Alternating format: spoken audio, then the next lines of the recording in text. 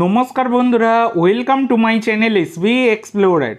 তো বন্ধুরা, তোমরা সকলেই জানতে আজকে কলকাতা ফুটবল লিগের ম্যাচে মোহনবাগান মাঠে নেমেছিল রেলওয়ের বিরুদ্ধে, যে ম্যাচটা কিন্তু মোহনবাগান জয়লাভ করলো 2-0 গোলে।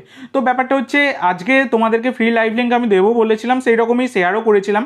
আশা করি তোমরা সকলেই বিনামূল্যে ম্যাচটা দেখতে পেয়েছো। তো যারা ফ্রিতে লাইভ লিঙ্কের মাধ্যমে ম্যাচ দেখলে কিন্তু চ্যানেল সাবস্ক্রাইব করলে না, তো এইরকমটা করো না। অবশ্যই সকলে একটা করে সাবস্ক্রাইব করে দিও। আগামী দিনেও মোহনবাগান ম্যাচের ফ্রি লাইভ লিঙ্ক আমি তোমাদের সাথে শেয়ার করবার চেষ্টা করব। তো যাই হোক, আজকেও মোহনবাগান 2-0 গোলে ম্যাচটায় জয়লাভ করলো, যেখানে প্রথমে গোলটা দেয় মোহনবাগানের ক্যাপ্টেন সন্দীপ মালিক, তারপরে কিন্তু দ্বিতীয় গোলটা শিবম মুন্ডা গোল দেয়। তো এইভাবে 2-0 গোলে মোহনবাগান জয়লাভ করে। এছাড়া অনেক গোল মিসও হয়েছে এবং কিছুটা হলো আগের দিনের থেকে একটু হলেও নিষ্প্রহ লেগেছে মোহনবাগানকে, সামান্য হলেও। এছাড়া দ্বিতীয়ার্ধে একটা বাজে ঘটনাও ঘটে, যেটা হচ্ছে রেড কার্ড দেখে মোহনবাগানের একজন প্লেয়ার সালাউদ্দিন। এছাড়া কিন্তু রেলওয়ের গোলকিপারও রেড কার্ড দেখে। তো এটা একটা বাজে ইনসিডেন্ট হয়েছে, সেটা দেখাই গেছে। তো দেখো, রেলওয়ের প্লেয়ারদের দোষ ছিল, তারা যখন পারছে না মোহনবাগানের সাথে, তারা মারধর করে খেলার চেষ্টা করছিল। তো এটা একটা সমস্যা ছিল, এবার সেখানেই কিন্তু সালাউদ্দিনের মাথা গরমও হয়ে যাচ্ছিল। এবার সালাউদ্দিন একজন প্লেয়ারকে ঠেলে ফেলেও দেয়।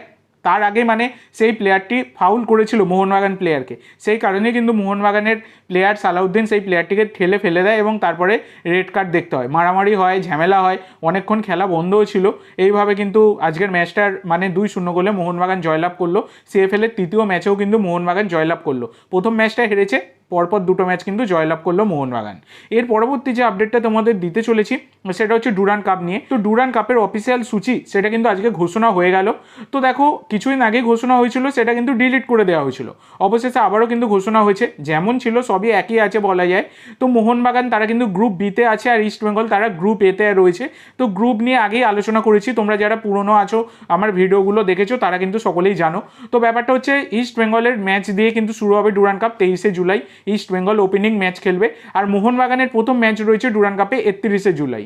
তো 31শে জুলাই মোহামেডানের বিরুদ্ধে ডার্বি ম্যাচ দিয়ে কিন্তু মোহনবাগান তারা কিন্তু ডুরান্ড কাপের অভিযান শুরু করবে। এছাড়া বন্ধুরা, ফুল যে শিডিউলটা ডুরান্ড কাপে সেটা কিন্তু টেলিগ্রাম চ্যানেল এবং ফেসবুক পেজে আমি শেয়ার করে দেবো, তোমরা সেখান থেকে ডাউনলোড করে দেখে নিতে পারো। এছাড়া ফেসবুক পেজের লিঙ্ক আর ডেসক্রিপশন বক্সে দেওয়া আছে, আর টেলিগ্রাম চ্যানেলের লিঙ্কও কিন্তু ডেসক্রিপশন বক্সে দেওয়া আছে। তো সেই ডেসক্রিপশন বক্সের লিঙ্ক থেকে অবশ্যই দুটো চ্যানেলকে তোমরা ফলো করে নিতে ভুলো না। তো আজকের জন্য এইটুকু বন্ধুরা, ভিডিওটি ভালো লাগলে অবশ্যই লাইক করো, শেয়ার করো। আমার চ্যানেলে প্রথমবার এসে থাকলে চ্যানেলটি সাবস্ক্রাইব করো, আর কমেন্ট করে জানাও ভিডিওটি কেমন লাগলো। ধন্যবাদ।